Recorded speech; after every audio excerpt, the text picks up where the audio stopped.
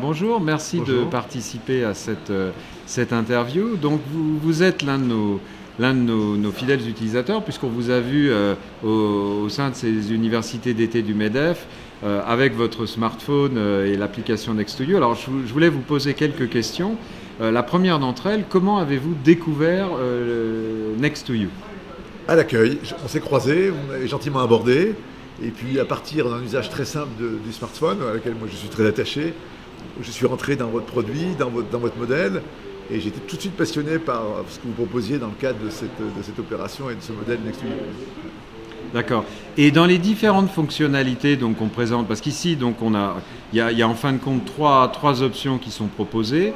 Ce que l'on appelle la découverte du lieu, donc qui permet en particulier de découvrir des pages d'information sur les différents exposants qui sont présents, il y en a près de 60. Le guidage donc, pour retrouver son chemin à l'intérieur du bâtiment, à l'intérieur de tout l'espace de l'université d'été, et ce que l'on appelle la découverte sociale.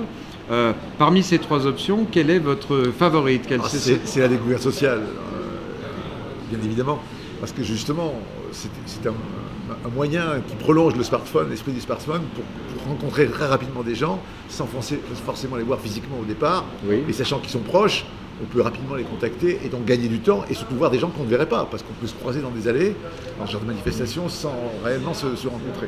Sachant que ces manifestations ont toujours un double intérêt, à la fois par les conférences qui s'y produisent, mais aussi par les contacts qu'on a. Donc cette application me paraît très intéressante. Et elle serait très intéressante si justement on pouvait aussi la mettre en œuvre dans des congrès beaucoup plus importants, où la difficulté de rencontre est encore plus complexe, parce que il y a beaucoup de monde, parce qu'on se croise sans vraiment se rencontrer. Donc voilà. Moi, j'ai en septembre un congrès à Montpellier avec l'Union sociale pour l'habitat, qui est donc le secteur dans lequel je travaille. Et ce serait intéressant qu'effectivement vous puissiez être présent. Simplement, je ferai une remarque, c'est comme vous l'avez dit, on en avait parlé, c'est qu'il faudrait presque tous les participants aient quasi l'obligation en quelque sorte de se ficher et de rentrer dans le système.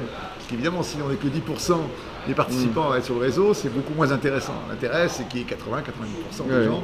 Après, c'est une question au niveau de l'organisateur.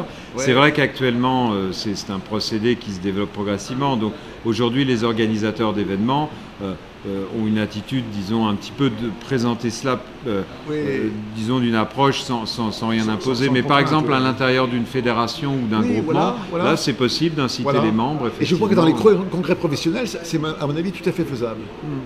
Oui, c'est-à-dire que vous pensez qu'il faudrait qu'il y ait une pression, un petit peu plus de pression d'incitation de la part des organisateurs pour permettre justement de... Et je pense que les gens joueraient le jeu, parce que je vous dis, on va tous, moi ça fait quelques années que je vais dans ces congrès, on recherche des contacts, on trouve des collègues qu'on n'a pas vus depuis longtemps, avec qui on a envie d'échanger ou de partager telle chose. Et pour ça, il faut des moyens très concrets comme le vôtre, pour justement que ce contact puisse s'établir, ce que je trouve très intéressant dans votre outil. Et alors une autre question, toujours à propos de cette option de découverte sociale. Est-ce que vous utilisez cette option plus pour retrouver des personnes que vous connaissez déjà, peut-être dont vous avez oublié le nom, ou pour prendre de nouveaux contacts? C'est aussi pour prendre de nouveaux contacts. Oui. Moi, je suis à cheval sur plusieurs secteurs d'activité. Bon, on travaille dans le secteur du bâtiment, mais nous ne sommes pas des entreprises du bâtiment.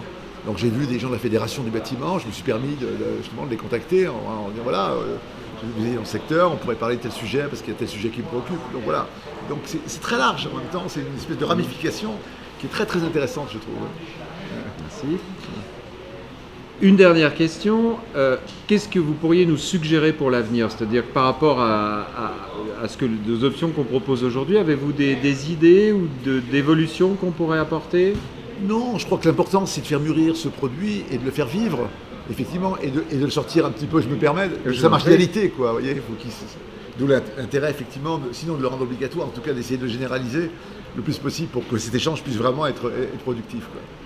Très bien. Écoutez, Henri Gagnard, je vous remercie de votre témoignage et avec plaisir. Un grand merci pour votre utilisation.